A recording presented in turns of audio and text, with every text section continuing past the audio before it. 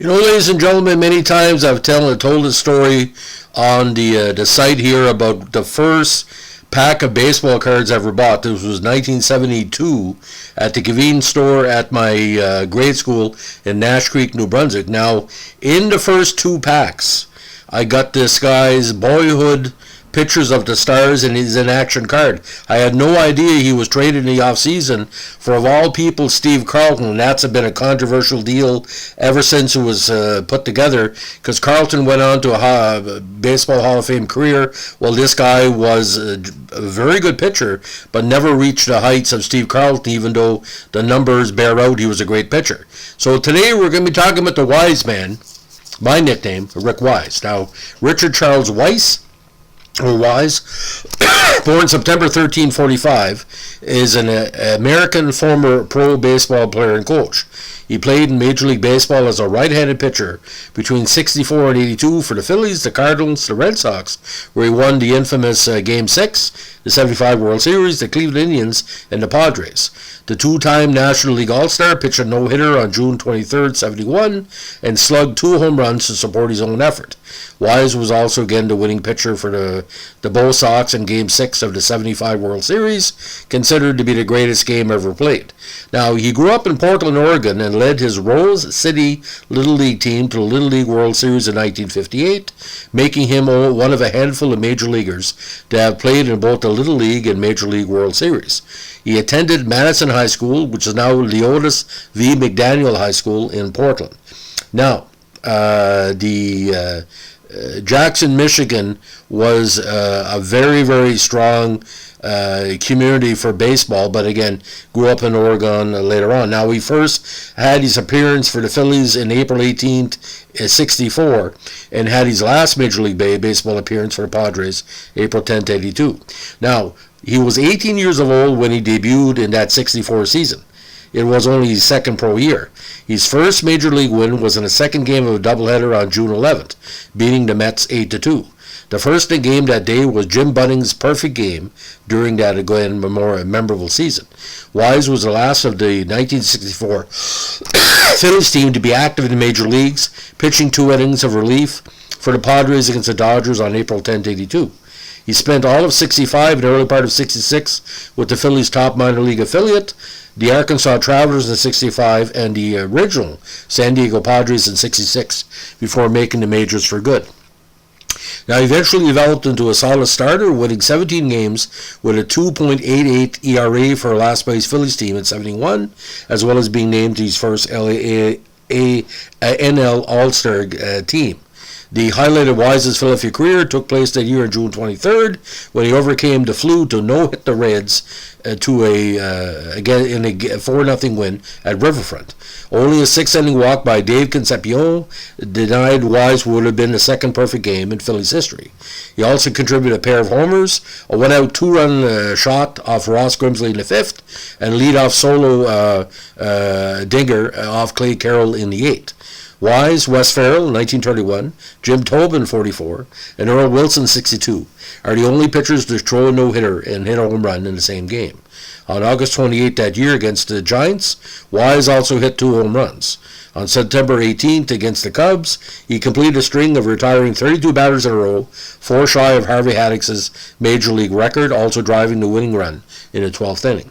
Now, the following season, Wise became an unwitting participant in one of the most one-sided trades in baseball history. Now, on retrospect, no, but what played out, yes. The owner of the Cardinals, Gussie Busch, ordered his team to trade its star left fielder Steve Carlton after a contract squabble. Now, allegedly, Carlton was asking for $62,500 range. Since all of baseball knew the trade mandate, teams drove very hard bargains, and the Phillies' offer of Wise was the best St. Louis could do. Wise won a total of 32 games during his 2 seasons in St. Louis, but Carlton won 27 for the 72 Phillies alone and would go on to anchor their starting pitching staff for the next decade, ultimately winning 329 games and a place in the Baseball Hall of Fame, 1980 World Series winner, and of course, they got to the World Series in 83. At the time, however, the Carlton-Wise deal made some sense from the Cardinals' perspective. At the time, Wise had won 75 games, only 2 fewer than Carlton. Now, Timmy McCarver, who had caught for Carlton in St. Louis and Wise in Philly, said at the time that the trade was a real good one for a real good one. According to BHOFer, Wise had better command on the mound while Carlton had more raw ability. At the time, yes. The viewpoint can be confirmed statistically. While Carlton had averaged more career strikeouts per 9 innings at the time, Wise allowed fewer walks and actually had the better career strikeout to walk ratio. True 1971. Now this would be compared to a Jim Palmer, Mike Cuellar at the time.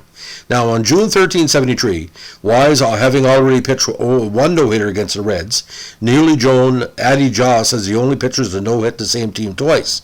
The Cleveland Naps pitchers' 2 no-hitters were against the Chicago White Sox in 08 and 10. The former, again, was a perfect game. Now this bid, however, was broken up in the 9th and a one-out single by the great Joe Morgan, the only hit Wise would allow. Now, when he was traded along with Bernie Carbo from the Cardinals to the Red Sox for Reggie Smith and Ken Tatum in October of 1973, eventually in 75 he won 19 for the Red Sox, who won the AL East that year. Wise had another no-hitter broken up against the Brewers on July 2nd.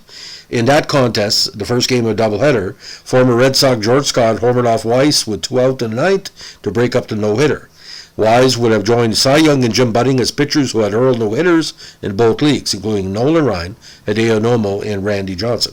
The Wise went on to win his only start in the 75 ALCS against Oakland when he swept the A's, and was the relief pitcher of record in Game 6 when Fisk ended the 12-inning game with a game-winning home run in the bottom of that stanza. Now, on June 30th, 76, Wise was perfect against the Orioles until Paul Blair's single against them to start the 6th. This is the only hit the Orioles would get off Wise as Boston won 2-0. Now in 78, Wise was involved in a trade for a future Hall of Famer for the second time in his career. On March 30th, during spring training, he was traded to the Red Sox with Teddy Cox, Bo Diaz, and Mike Paxton to the Cleveland Indians for Freddie Kendall and, of course, Dennis Eckersley. Wise led the AL in losses in 78 with 19, but again came back to win 15 games for a poor squad in 79. He eventually became a free agent after a season, signing with the Padres. He played 2 full seasons with San Diego and was released after appearing in just 1 game for them in 82, ending his player career. In an 18-year career, he had a record of 188 and 181 with 1,647 strikeouts, 3.69 ERA on 3,127 innings pitched. Pitching, again, 30 shutouts. Now, a good hitting pitcher, he hit 15 home runs in his career with a season high of 6 and 71.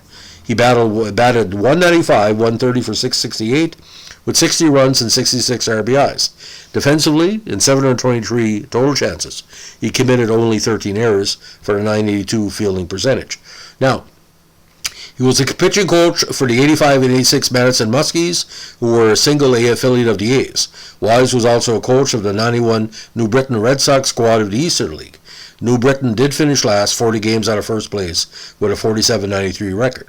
Now, Wise was also the pitching coach for the Lancaster Barnstormers in 2005, helping them to an Atlantic League title in 2006. He was eventually promoted to interim manager in July 2007 after the organization fired manager Frank Klebby. He returned to his duties as pitching coach after Von Hayes was named a new manager for 2008, and after the 2008 season ended, Wise retired from coaching. Now, I used to see him every Saturday on the French Channel during his key years when the NL East was extremely competitive, where the Expos were there. I can tell you, ladies and gentlemen, that when he went with Boston, I thought for sure he was going to get 200 and 250 wins. But Carlton was putting up so much immense numbers, 20-win seasons and all that, for Wise to only win 15 and Carlton winning 20. For some, if you just look at the raw statistics, it wasn't an even trade, but who knew? I mean, who thought Mark Messier was going to be Mark Messier's first season in pro hockey? I think he only scored 2 or 3 goals. You never know with a player. And when somebody gets huge, like Brett Hull being traded from Calgary as well, that's another example. To me, Rick Wise is probably a top 50 pitcher of the 1970s easily. But when Steve Carlton is top 5 and the player you were traded for is top 50, the respect level is not there. So this is the second part of our Rick Wise, Steve Carlton trade podcast. If you like what we're doing here on the Major League Baseball season, I was going to say let's wish luck to the Blue Jays in the playoffs, but if you saw that 8-1 disgrace the other night, losing 10-9, all I can say, baseball, ladies and gentlemen, you never know. Give me a like, comment, subscribe, or share. And don't forget, swing for the fences. Thanks for listening. Bye.